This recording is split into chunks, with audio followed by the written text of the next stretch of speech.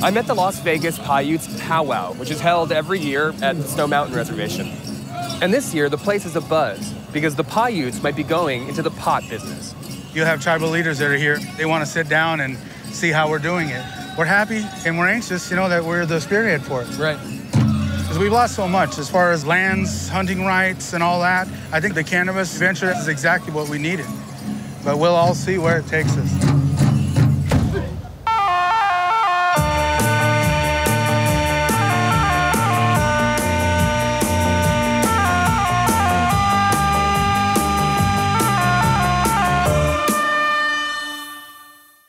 Since the 16th century, tens of millions of Native Americans were killed by disease and violence brought by European colonizers drawn to the continent by their dreams of expansive empires.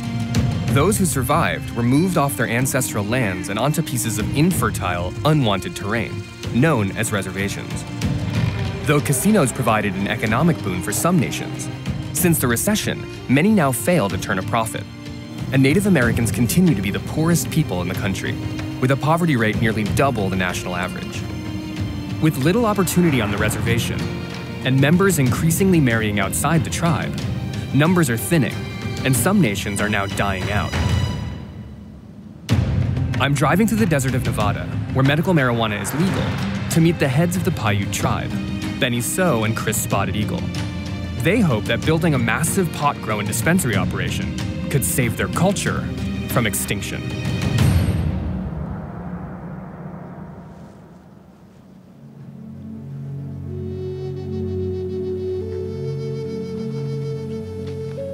When this earth was young, Mother Nature started delivering living beings.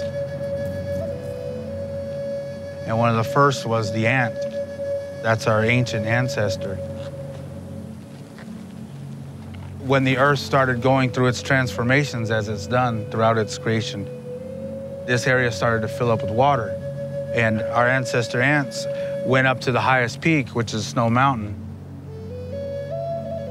And then the Creator reached down from above and he turned the ones that were above ground into human beings, which is us Paiutes.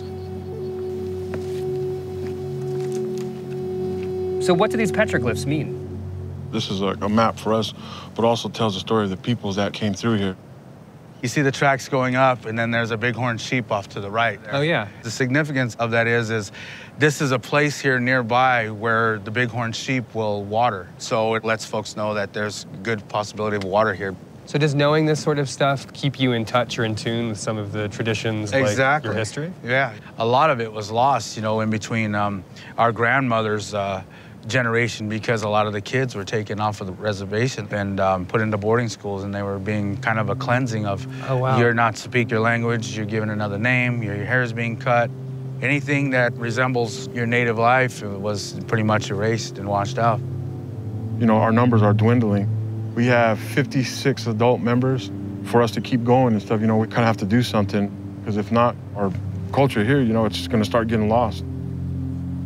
In a few generations, what might happen if you're not able to expand? Man, sometimes I don't even like to think of that. That's a scary thought. It is. We don't want to be the generation that drops the ball. You feel that on your shoulders? Oh, yeah, definitely. Every day I wake up, I have a responsibility to these people, my people.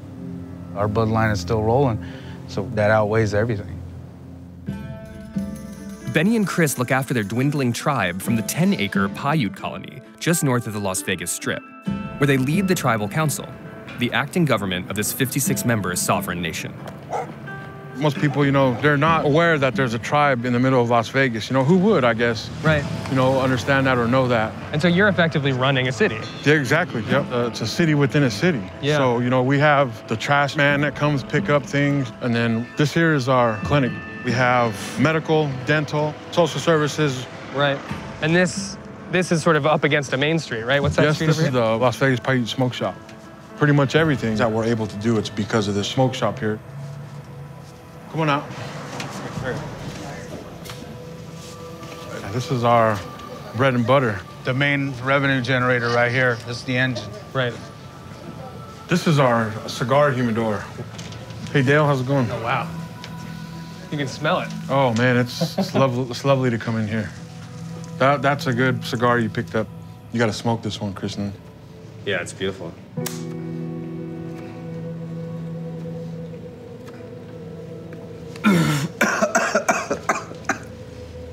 Inhaled a little bit. Yeah. So the smoke shop plays like a really important role in the revenue of the tribe.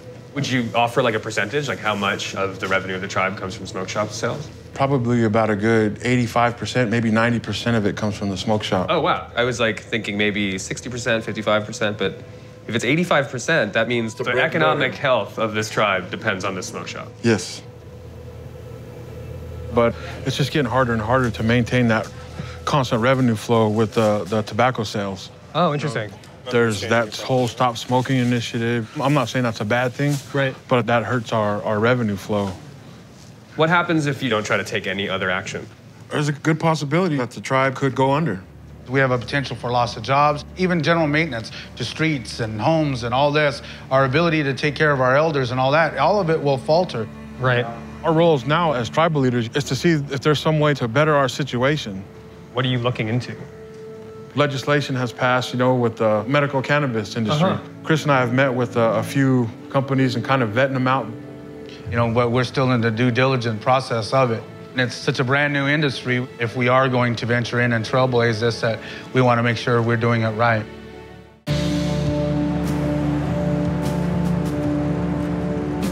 The Paiutes have two pieces of land here in the Las Vegas area. The first is the downtown colony, which is just north of the Strip. And then they have Snow Mountain Reservation, which is about 30 minutes outside of town. So I'm gonna go up there to meet Shannon, Denise, and their kid Austin to see what life's like for them on the reservation. As I get farther from the casinos, this is pure desert land. Native Americans were relocated to the most undesirable and inhospitable parts of the country. On reservations, they had no ability to hunt or farm, and many succumbed to depression and alcoholism, an epidemic that has been passed down to the generations. After decades of struggle, the Paiutes' luck turned when Las Vegas became a major destination nearby in the 1950s. I want to find out what the money from the smoke shop, and perhaps one day from the marijuana grow and dispensary, means to the people living here. Hey, Krista. Hi, Denise. Hey, Denise. How you doing, Chris? I'm Shannon. Hey, Shannon. How's it going? How you doing? Come on in. Thank you. Come on in the house. Hi. This is my little boy when they was in school. And that's my little girl. She used to be Little Miss Baby Nevada. Really? When she was a little girl. That's yeah. amazing. Yep. This is Austin. He's my stepchild. That's her son. And what about this claw thing up here? You got no spotted eagle, Chris? Yeah. That's actually his. And so is Chris like a spiritual person amongst the people around Yeah, here? it's native stuff. I'm proud to have it here, you know? Yeah. But this is it. This is home on the res. Got lucky they had a house here. Right. Well, that's when my life turned around. Living out here in Snow Mountain kept me out of trouble, you know, from living into town, you know, right. in Las Vegas, you know. Used to do a lot of partying at the casino. Yeah. Just party up and then pass out. Wake up, do it again. A lot of my relatives are gone because of alcohol, you know. You know, it is scary, you know, but we made it. Thank God for the tribe, you know. It's a safe place for me and Denise, you know. So how is it that like you're able, I mean, what I gather is that you're not working like at jobs day to day, right? No. I just get it from the smoke shops. My monthly distribution check. And can I ask like how much money you guys get sort of every month or every year? Like about $3 grand a month. So it's basically like the revenue that's coming in for the reservation, you guys get a cut of that. Yeah. Since I was 21. Why at the age of 21? Is that like a cutoff year or something? Just the legal age to be a member of the tribe. And my little girl, she turned 21 2 years ago. Are she a member of the tribe now? Yeah, she's 21? A member. Oh, that's great. Yep, she gets the money too, you know. Right on. And this is Austin. So, Still learning. It'd be better with a T. yeah. Nice. Will Austin be able to like be a member of a tribe? No, his dad is white. Austin is... Paiute, Creek, Cheyenne, and Pawnee, and white. So is he mostly Native American? He's exactly half. Exactly half, right? Yeah. But then he's not enough Paiute, Yeah, effectively, he's to not be a enough member of the Paiute, yeah. Paiute tribe. Yeah. It's kind of heartbreaking for me, like, because I'm his mom, you know. I just want him to have the opportunity. He was raised here. Historically, Native Americans have had their own ways of defining who is part of their tribe. These include language, culture, kinship, and whose side you'd take in battle. But in 1934, the US government imposed the concept of blood quantum, which meant a Native American's lineage would be the primary deciding factor as to whether they were Indian enough to be an official tribal member. The blood quantum concept decreased tribal numbers, and the government believed that within a few generations of intermarriage, Native American nations would be eliminated. While tribes today can define their own membership, a full 70% of those surveyed still use the blood quantum concept. The Las Vegas Paiute's constitution states that you must have 1/4 Southern Paiute blood to be eligible for tribal housing and benefits. Leaving children like Austin, who is half Native American, but only 1/8 Southern Paiute, with few ties to the reservation. Where was that at? Right here.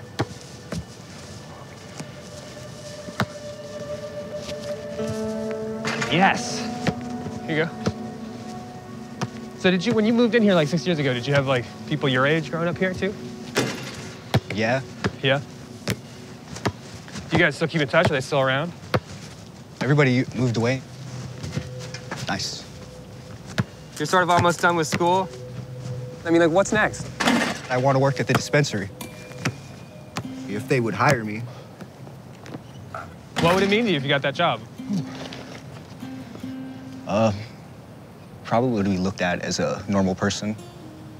Like, contributing instead of, like, just taking all the time. Right.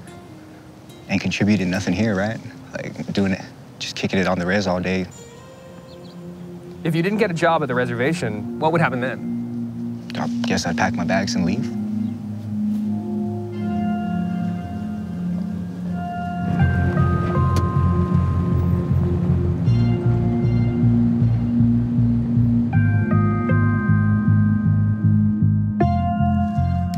Hanging out with Shannon and with Denise, like, they've gone through a lot, and now they're at a moment of stasis and a moment of peace almost.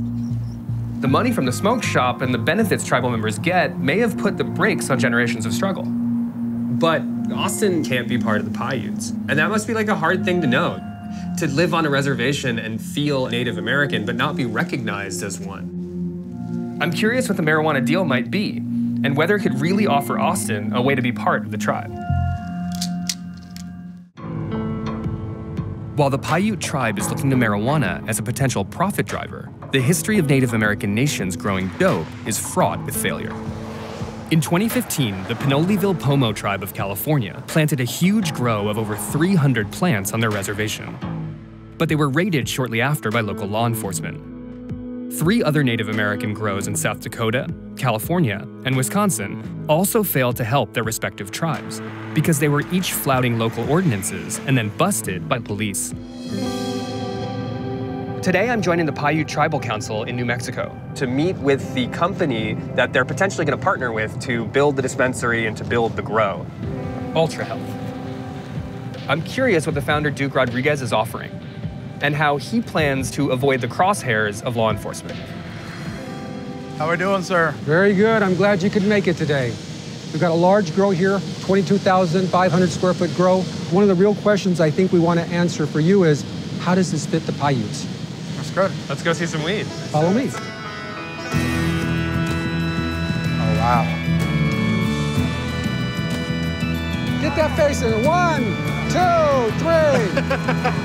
Look at the size of that leaf. Look at that. Wow. Check that out. Oh. Feel the thickness of that nut.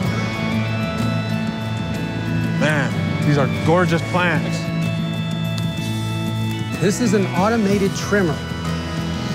What normally took probably a week of hand trim, we can do in 2 hours. Wow. You smell that? Yes. That smell? That's money. So in scale of what we're seeing here in New Mexico, how is it in relationship to what you're proposing we have in Vegas on our tribe? Your structures are going to be 3 greenhouses, 28,000 square feet. Here we've got 450 plants. In your facility, your 3 facilities, you'll have 5,000 plus plants. Every 3 months, I plan on harvesting right around 1,800 plants in your guys' facility. Retail dispensary, you're looking at well over $100 million in retail sales. Wow. I mean, that's insane. Like, I haven't heard numbers like that anywhere. Yeah, those numbers seem kind of far-fetched, Duke. Let's just compare it to Colorado. Without a tremendous tourism market like Las Vegas has, total sales last year, $1 billion. Nevada starts off with an able, eligible population much larger. You have a program called reciprocity. You're the state that can take a card from any place you come from. If you come from California and you've got a doctor's recommendation, you can take it. So your customer base is the 43 million visitors who potentially visit Las Vegas proper. And what will be the best and the most prominent location throughout Nevada? The Paiute people, downtown. And do they have a fair equity in the profits? This deal, it's equal to a 50-50. We anticipate that your one is to hire as a preferential towards the Native Americans. First priority will be given to the tribe. Priority will be given thereafter to neighboring tribes. This is a long-term, multi-generation project that will sustain the tribe and other tribes. We're offering more than low-wage jobs. We're offering a future. Yeah. Shall we continue? Let's go. Let's move on. Following your lead. Bye, babies. There have been like a couple tribes who've tried this before. This hasn't really turned out well before. Absolutely, but they didn't take all the proper steps. Those tribes went into states that didn't have a medical marijuana act. Nevada has that. The federal government is a bad business partner. As tribal members, you recognize historically the number of treaties have been broken. So while I can't guarantee they won't do something in retaliation, I can tell you, as long as you do it right, you should be safe. But there are no guarantees. Right. Take me through where the idea came from to try to partner with Native American tribes. They have land and locations that no one else have. Imagine their smoke shops. They have several hundred smoke shops across America. Overnight, each of those could be turned into a legitimate operating dispensary. Every one of those casinos could become a major dispensary point. So it's one of these things that we're all seeing, and we're waiting for one tribe to finally do it the right way. That's what the Paiutes are going to demonstrate in a huge way in Nevada. Well, Duke, I think our next steps now is for us three to take this back to the council, take us back to the membership. Hopefully, we'll be doing some business here pretty soon.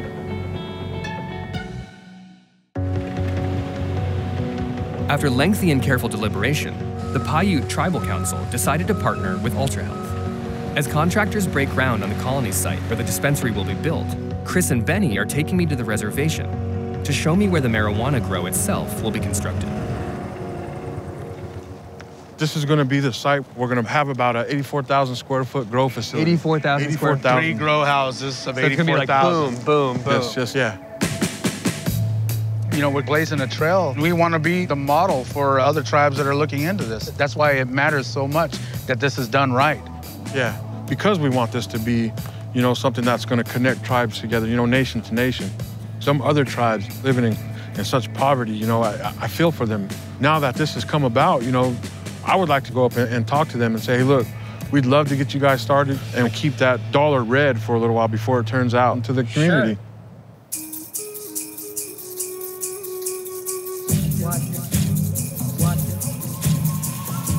Today, Benny and Chris are hosting their tribe's annual powwow, a gathering of Native American nations to share in culture and compete in traditional dance. This will be the first time they've spoken to other tribes about their marijuana venture. Everywhere I go, they're asking about it. People know, you know, what we're doing. And we've had some very distinguished elders and dancers and drummers that are here. Apaches that are here, I just heard. Kiowas from Oklahoma, you know, and we have folks from California coming out. So, you know, they want to sit down and see how are we doing it. And this time next year, next powwow might be up and running. Yeah, oh yeah, it will be. Yeah. Yeah.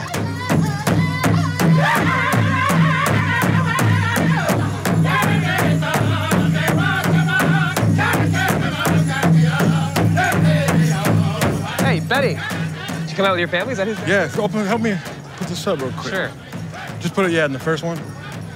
Tell me, like, go. how the marijuana venture might help your family.